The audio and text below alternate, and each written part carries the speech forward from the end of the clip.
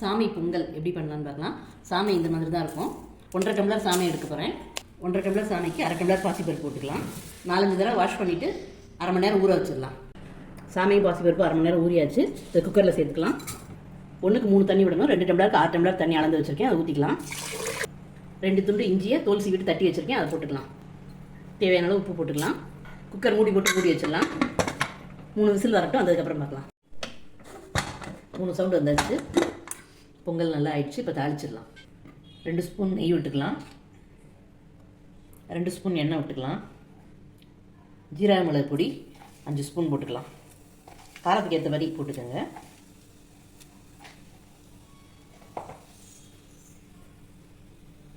இதில் கருவேப்பிலை போட்டுக்கலாம். இதை குத்திக்கலாம்.